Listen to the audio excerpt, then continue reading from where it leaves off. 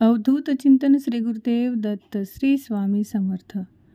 श्रावण पुत्रदा एकादशी व्रत हे पुत्ररत्न प्राप्तीसाठी आणि संततीच्या रक्षणासाठी तसेच सुख व समृद्धीसाठी केले जाते असे मानले जाते.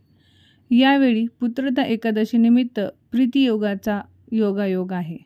तर जाणून घेऊया कधी आहे पुत्रदा एकादशी. सध्या पवित्र हा श्रावण महिना सुरू आहे. श्रावण महिन्याच्या शुक्ल पक्षातील एकादशीला पुत्रदा एकादशी म्हणतात. हिंदू धर्मात एकादशीला खूप महत्त्व आहे. एकादशी महिन्यातून दोनदा येते, एक कृष्ण पक्षात आणि एक शुक्ल पक्षात. वर्षभरात एकूण 24 एकादशी असतात. एकादशीचा पवित्र दिवस भगवान विष्णूला समर्पित आहे.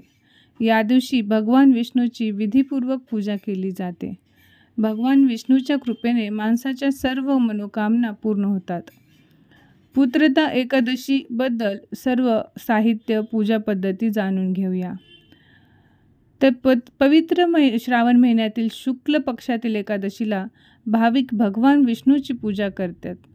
या एकादशीला पुत्रदा एकादशी म्हणतात. यावेळी श्रावण महिन्यातील पुत्रदा एकादशी ही शुक्रवारी म्हणजेच 16 ऑगस्ट रोजी आहे. पंचांगानुसार यावेळी पुत्रदा एकादशीच्या मुहूर्तावर प्रीतियोगाचा संयोग आहे. तसेच याच दिवशी वरदलक्ष्मी व्रतसुद्धा आहे. म्हणजेच यावेळेस लक्ष्मीनारायणांचा असा सुंदर असा योग आलेला आहे. श्रावण पुत्रदा एकादशीचे व्रत हे पुत्ररत्न प्राप्तीसाठी, पुत्राच्या रक्षणासाठी आणि समृद्धीसाठी केले जाते असे मानले जाते. याच शुभ दिवशी व्रत केल्याने सर्व प्रकारच्या पापांपासून मुक्ती मिळते. हे व्रत केल्याने माणसांच्या सर्व मनोकामना पूर्ण होतात. हा व्रत संततीसाठी विवाहित जोडप्यांनी पाळले तर ते शुभ राहते. हे व्रत केल्याने अपत्यहीन जोडप्यांना अपत्य प्राप्ती होते. तसेच धार्मिक मान्यतेनुसार एकादशीचे व्रत केल्यास मृत्यूनंतर मोक्ष प्राप्त होत असतो.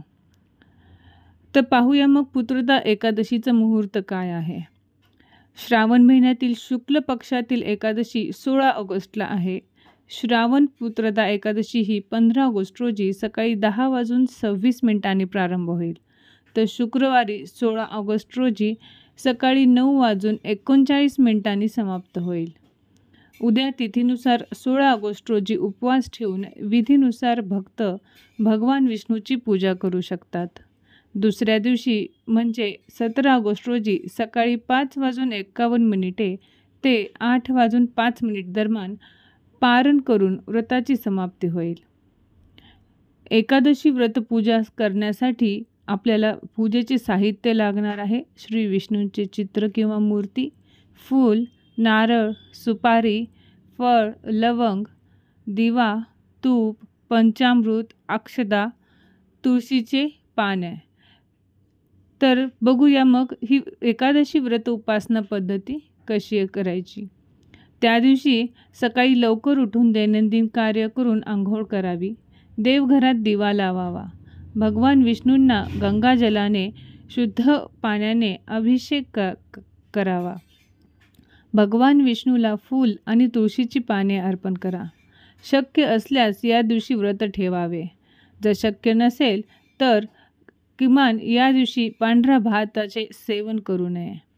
देवाची आरती करावी. देवाला नैवेद्य अर्पण करा. ध्यानात ठेवा की केवळ पुण्यपूर्ण वस्तूच देवाला अर्पण केल्या जातात. भगवान विष्णूला अर्पण करताना तुळशीचा अवश्य समावेश करा. तुळशीशिवाय भगवान विष्णू अन्न ग्रहण करत नाहीत किंवा त्यांची पूजा पूर्ण मानली जात नाही असे मानले जाते. तुळशीचे पानं हे एकादशी दिवशी अजिबात तोडायची नसतात. तसेच रविवारी देखील तोडायची नसतात. तर लक्षात ठेवा, तुळशीची पाने हे रविवारी किंवा एकादशी दिवशी अजिबात तोडायची नसतात. तुम्ही आदल्या दिवशी तुळशीची पानं तोडून ठेवू शकता. तर एकादशी या शुभ दिवशी भगवान विष्णूसोबत यावेळेस देवी लक्ष्मीचेही वरदलक्ष्मीचेही योग आहे. त्यामुळे देवी लक्ष्मीचीही पूजा अवश्य करावे. त्यासाठी देवीचे महालक्ष्मी अष्टकमचे तुम्ही पठण करू शकता. यावेळी दोन्हीही व्रत एका दिवशी आल्याने खूप छान असा संयोग आलेला आहे. ज्या ठिकाणी विष्णूंचा वास असतो तेथे लक्ष्मी स्थिर राहते आणि जिथे लक्ष्मीचा वास असतो तिथे नक्कीच विष्णूचाही वास असतो. अशा प्रकारे लक्ष्मीनारायणाची सर्वांनी पूजा करावी. या दिवशी विष्णू सहस्त्रनामाचे पठण अवश्य करावे. जमले तर दिवसातून 3दा म्हणजे सकाळ, दुपार, संध्याकाळ नाहीतर किमान एकदा तरी विष्णू सहस्त्रनामाचे पठण अवश्य करा. संपूर्ण दिवसभर तुम्ही ओम नमो भगवते वासुदेवाय नमः या मंत्राचा जप करू शकता. तसेच लक्ष्मी मातेचीही सेवा अवश्य करा. लक्ष्मी मातेची सेवा करण्यासाठी वरदलक्ष्मीचे व्रत कसे करायचे असते त्यासाठी दुसरा एक व्हिडिओ बनवून मी तुमच्यासोबत शेअर करेल, तो तुम्ही नक्कीच पहा. या दिवशी सर्व पूजाविधी करताना नंतर व्रत उपवास ठेवून तुम्हाला पुत्रदा एकादशीची कथा ऐकायची असते आणि अशा प्रकारे हा व्रत पूर्ण करायचा असतो. या दिवशी व्रत करण्याच्या आदल्या दिवशीपासूनच तुम्ही सात्विक आहार घेणे अनिवार्य असते. जमले तर कांदा लसूण टाळले तर योग्यच होईल. तर अशा प्रकारे पुत्रदा एकादशीच्या सर्वांना खूप शुभेच्छा.